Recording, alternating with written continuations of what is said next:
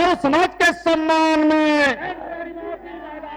सर्व समाज के सम्मान में बीएसपी की क्या पहचान, बीएसपी की क्या पहचान। बहुजन समाज पार्टी जिंदाबाद, बहुजन समाज पार्टी जिंदाबाद, बहन कुमारी मायावती जी जिंदाबाद, बहन कुमारी मायावती जी जिंदाबाद। बाबा साहब डॉक्टर भीमराव अम्बेडकर अमर रहे, बाबा साहब डॉक्टर भीमराव अम्बेडकर अमर रहे, मानव श्री कांसी राम साहब अमर रहे, मानव श्री कांसी राम साहब अमर रहे।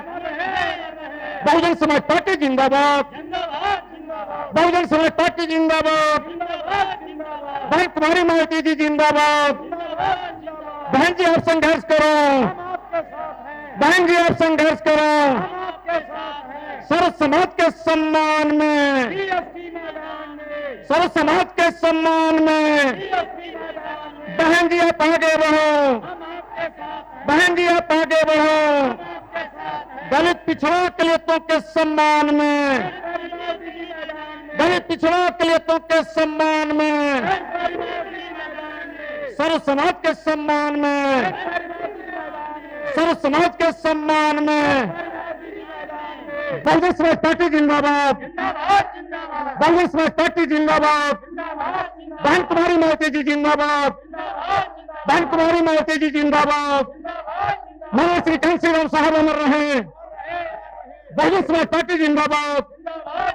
बहन कुमारी मायावती जी जिंदाबाद, बहुजन समाज पार्टी जिंदाबाद, बहन कुमारी मायावती जी जिंदाबाद, बहन कुमारी मायावती जी जिंदाबाद, बहन कुमारी मायावती जी जिंदाबाद, बहन कुमारी मायावती जी जिंदाबाद, बहन कुमारी मायावती जी जिंदाबाद, बहन कुमारी मायावती जी जिंदाबाद।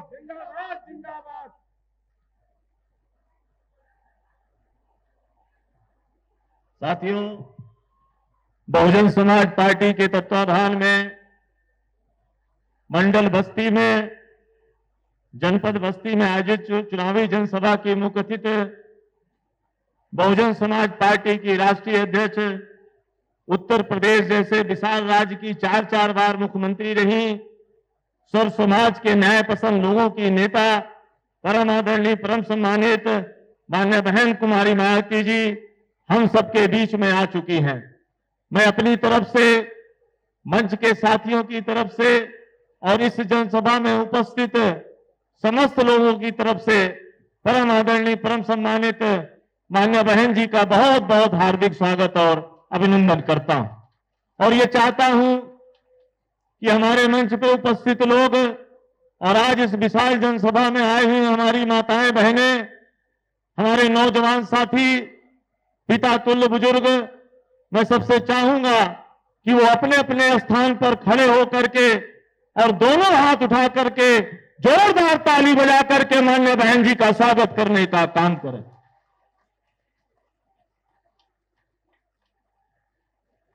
मैं चाहूंगा कि हम सबके बीच में लोकसभा बस्ती के माननीय बहन जी के आशीर्वाद प्राप्त प्रत्याशी श्री लौकुश पटेल जी आए और चुनाव चिन्ह हाथी भेंट करके माननीय बहन जी का स्वागत करने का काम करें। माननीय बहन कुमारी मायावती जी जिंदाबाद, माननीय बहन कुमारी मायावती जी जिंदाबाद। दूसरे हमारे प्रत्याशी भाई नदीम जी जो डुमरियागंज के प्रत्याशी हैं, आप माननीय बहन जी को तथागत गौतम बुद्ध की प्रतिमा भेंट करके स्वागत करने का काम करें। माननीय बहन कुमारी मायावती जी जिंदाबाद,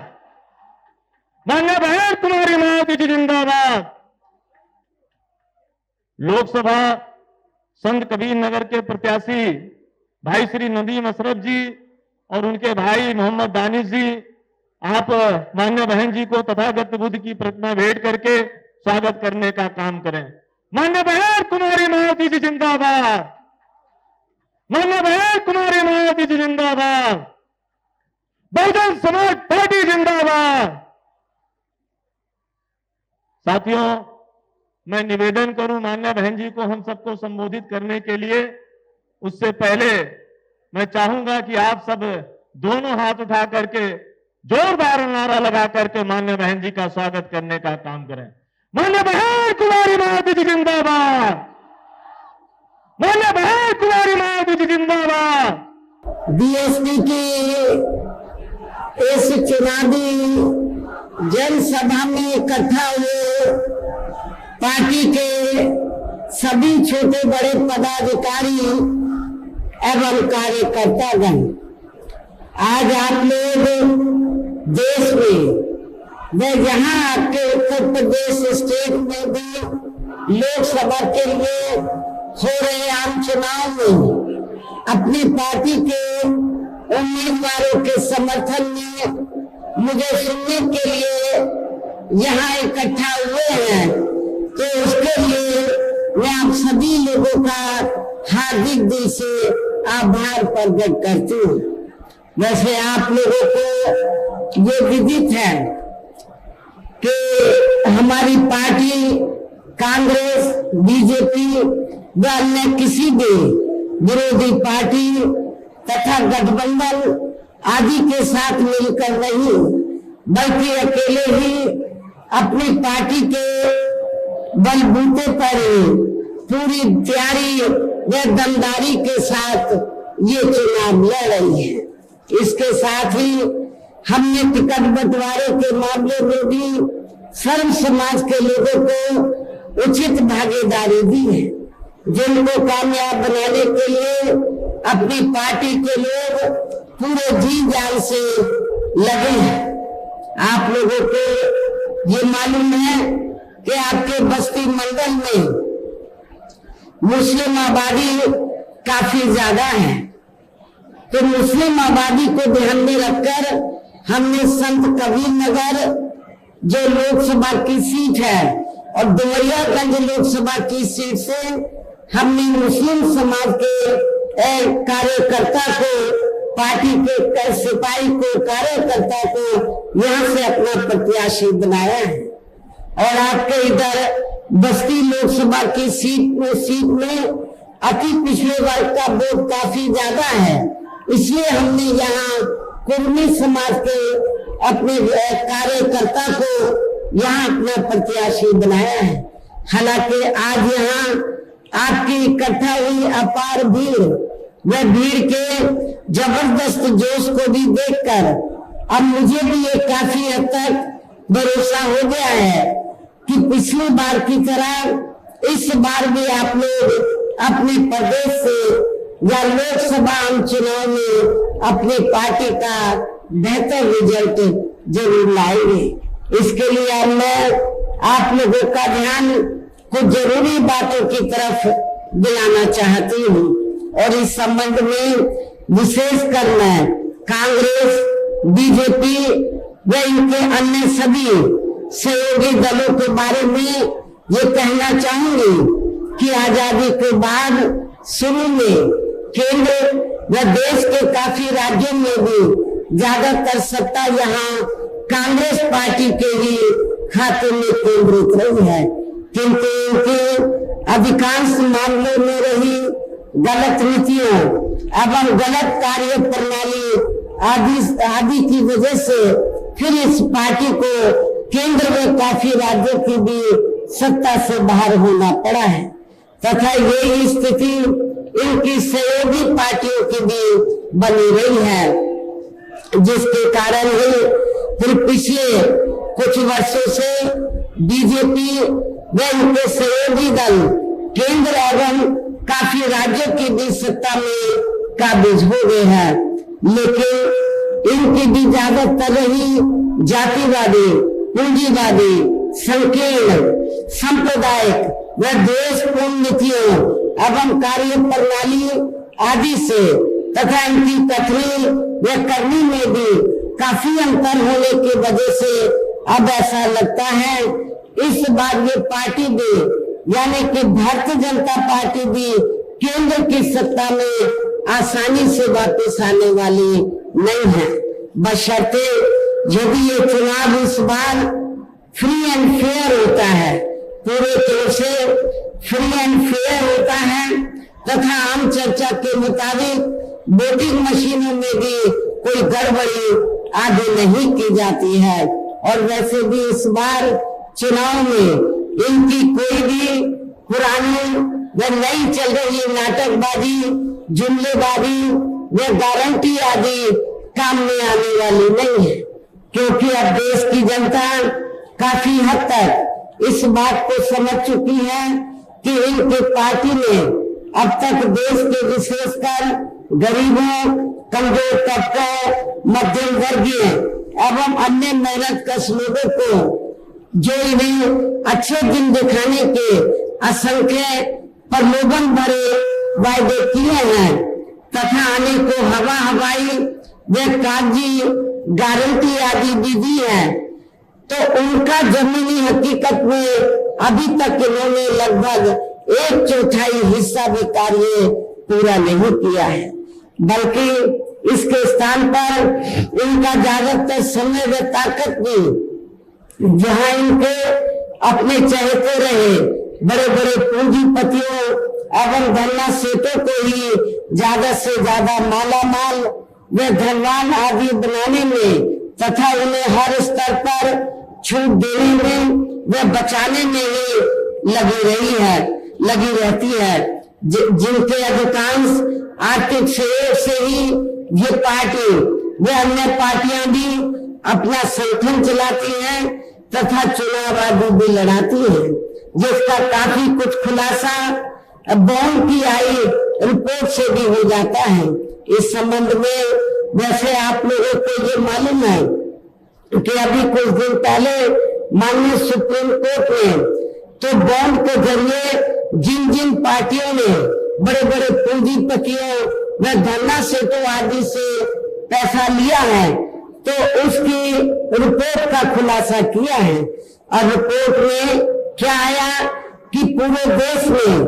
तो बीएसपी को छोड़कर कांग्रेस, बीजेपी व अन्य और विरोधी पार्टियां इन्होंने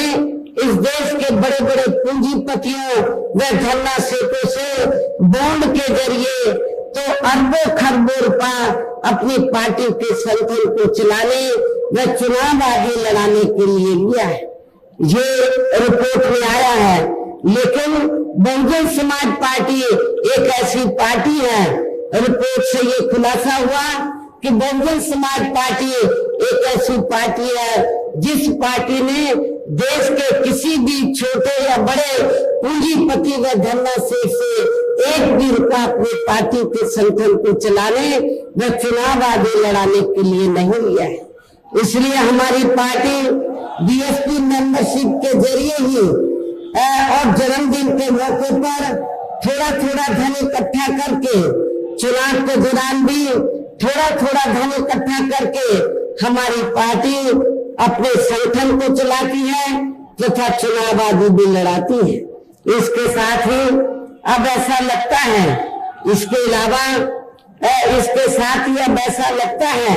कि कांग्रेस पार्टी की तरह ही बीजेपी ने भी केंद्र की तमाम सरकारी जांच एजेंसियों का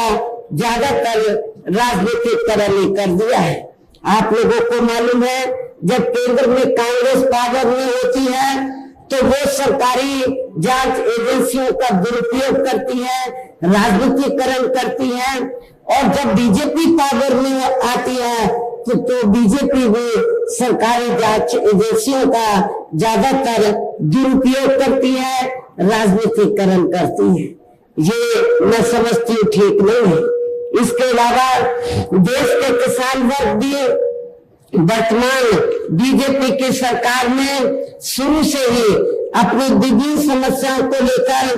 काफी ज्यादा दुखी व परेशान रहे हैं और अभी भी हैं, जबकि यूपी में 4 बार हमारी पार्टी की रही सरकार ने इनके हितों का भी हर स्तर पर विशेष ध्यान रखा है। और इतना ही नहीं, आप लोगों को ये भी मालूम है हमारी पार्टी ने अपनी चारों हुकूमतों के दौरान तो किसानों को समय से हमने खेती करने के लिए सस्ते साधन उपलब्ध कराए हैं और उनकी फसल का भी समय से हमने उचित दाम दिया है, जो अब आपको किसी भी पार्टी की सरकार में या मिलता हुआ नजर नहीं आ रहा है। इतना ही नहीं, बल्कि केंद्र में पूर्व की रही कांग्रेसी सरकार की तरह ही वर्तमान भाजपा सरकार में भी इनकी जातिवादी, हीन, सांप्रदायिक एवं पूंजीवादी सोच व नीतियों के चलते ही पूरे देश में सर्व समाज में से खासकर गरीबों, दलितों, आदिवासियों, पिछड़े वर्गों, मुस्लिम एवं अन्य धार्मिक अल्पसंख्यक समाज के लोगों का भी पूर्ण रूप से विकास व उत्थान आगे नहीं हो सका है। और इस संदर्भ में वैसे आप लोगों को ये मालूम है कि पूरे देश में यहाँ दलितों, आदिवासियों एवं अन्य पिछड़े वर्गों का सरकारी नौकरियों में वर्षों से अधूरा पड़ा आरक्षण का कोटा भी अभी तक पूरा नहीं भरा गया है। विशेषकर एससी व एसटी वर्गों के सरकारी कर्मचारियों का पदोन्नति में आरक्षण भी अब काफी हद तक प्रभावहीन बना दिया गया है। और आप लोगों को ये मालूम है, जब समाजवादी पार्टी सत्ता में थी तो समाजवादी पार्टी ने इन वर्गों के कर्मचारियों का पदोन्नति में आरक्षण बिल्कुल ही समाप्त कर दिया था, खत्म कर दिया था। तो क्या आप लोग दलित और आदिवासी लोग, क्या आप लोग ऐसी समाजवादी पार्टी को वोट देंगे? मैं समझती हूँ कि आप लोग बिल्कुल भी ऐसी पार्टी को माफ नहीं करेंगे, वोट नहीं देंगे। साथ ही केंद्र व राज्यों में भी विरोधी पार्टियों की रही सरकारों में इन सभी वर्गों को प्राइवेट सेक्टर में आरक्षण दिए जाने की व्यवस्था किए बिना ही इनकी सरकारों के ज्यादातर सरकारी कार्य अब प्राइवेट सेक्टर के जरिए ही इनके बड़े बड़े पूंजीपतियों व धन्ना सेतु आदि को ही दिए जाने के कारण अब इनको पूरे देश में आरक्षण का बहुत कम ही लाभ मिल पा रहा है। इसी प्रकार इनका अन्य और मामलों में भी शोषण में उत्पीड़न आदि होना अभी तक भी बंद नहीं हुआ है। इसके साथ साथ मुस्लिम व अन्य धार्मिक अल्पसंख्यक समाज के लोगों की भी हालत हर स्तर पर वह काफी ज्यादा खराब व दयनीय बनी हुई है। इतना ही नहीं, बल्कि पिछले कुछ वर्षों से केंद्र व अधिकांश राज्यों में भी बीजेपी व आरएसएस की सरकारों के चलते हुए अब इनका विकास एवं उत्थान आदि होना भी काफी हद तक बलशाली हो गया है। आए दिन इन पर खासकर हिंदुत्व की आड़ में हो रही जुल्म जाति भी यह काफी ज्यादा चरम सीमा पर पहुंच चुकी है। इसके साथ साथ अपर कास्ट समाज में से विशेषकर गरीब लोगों की भी हालत हमें कोई खास अच्छी नजर नहीं आती है। इनकी गलत कृषि नीतियों के कारण किसान वर्ग भी आए दिन आंदोलित रहता है। साथ ही इनके गलत आर्थिक नीतियों की वजह से देश की अर्थव्यवस्था पर भी इसका काफी बुरा प्रभाव पड़ा है, जिससे यह विशेषकर छोटे एवं मध्यम वर्गीय व्यापारी वर्ग भी काफी ज्यादा दुखी व परेशान है। और अब केंद्र में पूर्व की रही सरकारों की तरह ही वर्तमान भाजपा सरकार में भी यहाँ पूरे देश में गरीबी, बेरोजगारी एवं महंगाई आदि भी लगातार काफी ज्यादा बढ़ रही है। देश में हर स्तर पर फैला भ्रष्टाचार भी अभी तक भी खत्म नहीं हुआ है। ऐसे में अब आप लोगों को देश में हो रहे लोकसभा चुनाव में कांग्रेस, बीजेपी व इनकी सहयोगी पार्टियों को भी केंद्र की सत्ता में आने से जरूर रोकना है। जिनकी गलत नीतियों व गलत कार्य प्रणाली आदि को आप लोग काफी हद तक आजमा भी चुके हैं। ऐसी स्थिति में अब ये विरोधी पार्टियां इस चुनाव में भी किस्म किस्म के साम दाम दंड भेद आदि अनेकों हथकंडे इस्तेमाल करके केंद्र की सत्ता में आने की पूरी कोशिश में लगी हैं, जिनसे अपनी पार्टी के लोगों को हर स्तर पर काफी ज्यादा सावधान रहना है। और इस मामले में विरोधी पार्टियां अपने अपने पक्ष में हवा बनाने के लिए खासकर मीडिया, ओपिनियन पोल व सर्वे आदि का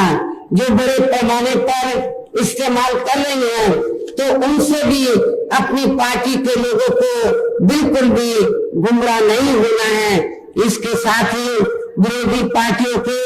विभिन्न रूपों में जारी किए गए इनके हवाई व प्रलोभन भरे चुनावी घोषणा पत्रों एवं वायदों आदि के बहकावे में भी अपनी पार्टी के लोगों को कतई नहीं आना है, जिन्हें ये पार्टियां चुनाव खत्म होने के बाद ज्यादातर अमल में नहीं लाती हैं। और अब जिन पर से देश की जनता का अधिकांश विश्वास ही उठ गया है, यही खास वजह है कि हमारी पार्टी किसी भी चुनाव में अपनी पार्टी का कोई भी चुनावी घोषणा पत्र आदि जारी नहीं करती है। वैसे भी हमारी पार्टी किसी भी चुनाव में कहने में बहुत कम बल्कि कार्य करके दिखाने में ही ज्यादा विश्वास रखती है। और इस बात का सबसे बड़ा सबूत ये है कि उत्तर प्रदेश में 4 बार हमारी पार्टी के नेतृत्व में रही सरकार ने चुनाव में अपनी पार्टी के बिना कोई जारी किए गए चुनावी घोषणा पत्र के ही प्रदेश व आम जनहित में काफी कुछ ऐतिहासिक कार्य करके दिखाए हैं, जिनके अब देश में अधिकांश पार्टियों की सरकारें काफी नकल भी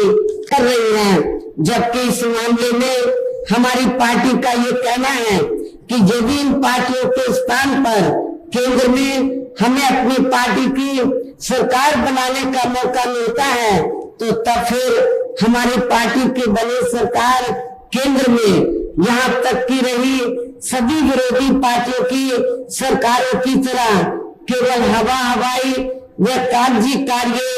आदि नहीं करेगी, बल्कि उत्तर प्रदेश की तरह ही जमीनी हकीकत में ठोस कार्य करके दिखाएगी। और इस संदर्भ में खासकर मैं ये कहना चाहूंगी, केंद्र द्वारा देश में पिछले कुछ समय से अति गरीब परिवारों को अस्थायी तौर पर फ्री में जो थोड़ी सी खाद्य सामग्री दी जा रही है, तो उससे इनका स्थायी तौर पर भला होने वाला नहीं है। लेकिन आप लोगों को ये भी मालूम है कि इसके बदले में जब कोई छोटा चुनाव हो या बड़ा चुनाव हो, तो इसके बदले में तब फिर बीजेपी व आरएसएस के लोग ये कहते हैं कि बीजेपी की सरकार ने आपको फ्री में राशन दिया है, इसलिए आपको बीजेपी को वोट देना चाहिए। ये बिल्कुल गलत है, इसमें रत्ती भर भी सच्चाई नहीं है। क्योंकि इस संदर्भ में मैं आप लोगों को ये अवगत कराना चाहती हूँ कि पूरे देश में जो गरीब लोगों को थोड़ा सा जो फ्री में राशन दिया जा रहा है, तो ये कोई बीजेपी या आरएसएस के लोग नहीं दे रहे हैं, बल्कि पूरे देश की जनता जो विभिन्न रूपों में केंद्र की सरकार को टैक्स देती है, और टैक्स के जरिए जो सरकार के पास जनता का पैसा जाता है, उस पैसे से आप लोग फ्री में राशन आपको दिया जा रहा है। ये कोई किसी की मेहरबानी नहीं। और वैसे भी आपकी ये जटिल समस्या, जो गरीब लोगों की ये जटिल समस्या है, देश में हर हाथ को काम देने से केवल दूर हो सकती है, जिसकी तरफ हमारी पार्टी की बनी सरकार विशेष ध्यान देगी। साथ ही देश में पिछले काफी वर्षों से आए दिन बढ़ रही गरीबी, बेरोजगारी व महंगाई आदि से भी जनता बहुत ज्यादा दुखी व परेशान है, जिसे भी आर्थिक नीतियों में तब्दीली करके जरूर दूर किया जाएगा। धर्म की भी आड़ में पिछले कुछ वर्षों से खासकर मुस्लिम समाज के लोगों का देश की भावना से जो उनका काफी ज्यादा शोषण व उत्पीड़न आदि किया जा रहा है, तो उसे भी जरूर रोका जाएगा। और ये सब हमने अपने यूपी की रही सरकार में काफी कुछ करके भी दिखाया है। इसके अलावा हमने यूपी में सर्व समाज में से गरीब एवं बेरोजगार लोगों को बेरोजगारी भत्ता आदि न देकर उन्हें बड़ी तादाद में रोटी रोजी के साधन भी उपलब्ध कराए हैं, जो अब ये कार्य भी अधिकांश ठंडे पड़े हैं, जिनको फिर केंद्र में बीएसपी की सरकार बनने पर प्राथमिकता दी जाएगी। कहने का तात्पर्य ये है, देश में इस समय हो रहे लोकसभा चुनाव में विरोधी पार्टियों के जारी किए गए उनके हवाई व प्रलोभन भरे चुनावी घोषणा पत्रों आदि के बहकावे में अब यहाँ खासकर देश के अति गरीबों, मजदूरों, बेरोजगारों एवं अन्य मेहनत कश लोगों को बिल्कुल भी नहीं आना है। और अभी ने ऐसी सभी विरोधी पार्टियों को हर हालत में केंद्र की सत्ता में आने से जरूर रोकना है, जिनके कथने व करने में काफी अंतर रहा है तथा जिन्हें ये लोग बरसों से आजमा भी चुके हैं। ऐसे में अब मेरा यही कहना है कि आप लोगों को अपने खुद के व अपने प्रदेश क्षेत्र एवं देश के भी हित में अपने वोटों को या कांग्रेस, बीजेपी व अन्य विरोधी पार्टियों को न देकर केवल अपनी एकमात्र हितैषी पार्टी बहुजन समाज पार्टी को ही देना है, जो ये पार्टी उत्तर प्रदेश की तरह ही केंद्र में भी अपनी पार्टी की सरकार बनने पर फिर पूरे देश में यह अपनी पार्टी के सर्वजन हिताय व सर्वजन सुखाय की नीतियों पर आधारित सरकार चलाएगी। इसके साथ साथ केंद्र से जुड़ी आपके क्षेत्र की जो भी स्थानीय समस्याएं होगी तो उन्हें भी फिर दूर करने का हर संभव पूरा प्रयास किया जाएगा। साथ ही यहाँ गरीबों, मजदूरों, बेरोजगारों, कर्मचारियों, किसानों, छोटे व्यापारियों एवं अन्य मेहनत कश लोगों के हितों का भी विशेष ध्यान रखा जाएगा। सर्व समाज में से खासकर दलितों, आदिवासियों, पिछड़े वर्गों, मुस्लिम व अन्य धार्मिक अल्पसंख्यक समाज के लोगों के विकास एवं उत्थान के साथ साथ हर स्तर पर उनकी सुरक्षा आदि के लिए भी जरूरी कदम उठाए जाएंगे। और तभी फिर यहाँ वास्तव में अपने देश के महान संतों, गुरुओं व महापुरुषों ने भी विशेषकर महात्मा ज्योतिबा फुले, श्री छत्रपति शाहू जी महाराज, श्री नारायण गुरु, बाबा साहब डॉक्टर भीमराव अम्बेडकर एवं मान्यवर श्री कांशीराम जी आदि का अधूरा रहा सपना जरूर साकार हो सकता है, जिनको यूपी में हमारी पार्टी की सरकार द्वारा हर स्तर पर पूरा आदर सम्मान दिया गया है। इन्हीं खास बातों के साथ ही अब मेरा देश व आपके स्टेट के भी हित में, आपके क्षेत्र के भी हित में ये कहना है कि हमारी पार्टी ने यहाँ जिनको भी आपके बस्ती मंडल में यहाँ जिनको भी लोकसभा के लिए चुनाव के मैदान में उतारा है, जो आपके सामने मंच पर भी मौजूद हैं, तो उन्हें आपको जरूर कामयाब बनाना है, जिसके लिए यहाँ पार्टी के सभी स्तर के छोटे बड़े पदाधिकारी अब वो कार्यकर्तागण पूरे जी जान से लगे हैं, जिसके लिए हमारी पार्टी के सभी स्तर के छोटे बड़े कार्यकर्ता वे पदाधिकारीगण पूरे दिल जान से लगे हैं। और अब मैं अंत में मेरा ये कहना है कि आप लोगों को वोट पड़ने वाले दिन यहाँ बीएसपी के अपने सभी लोकसभा उम्मीदवारों को अर्थात बस्ती लोकसभा की सीट से हमने सभी श्री लवकुश पटेल को, आपके नौजवान साथी को चुनाव के मैदान में उतारा है। डुमरियागंज लोकसभा की सीट से हमने मोहम्मद नदीम मिर्जा को हमने टिकट दिया है। संत कबीर नगर लोकसभा की सीट से हमने सैयद नदीम अशरफ को चुनाव के मैदान में उतारा है। मेरी आप लोगों से यही कहना है कि आप लोगों को बहुजन समाज पार्टी के इन तीनों प्रत्याशियों को बीएसपी का जो चुनाव चिन्ह हाथी है, हाथी चुनाव चिन्ह के सामने वाले बटन को दबाकर इनको भारी वोटों के अंतर से जरूर कामयाब बनाना है, जिताना है। इस खास अपील के साथ ही अब मैं अपनी बात यही समाप्त करती हूँ। जय भीम, जय भारत।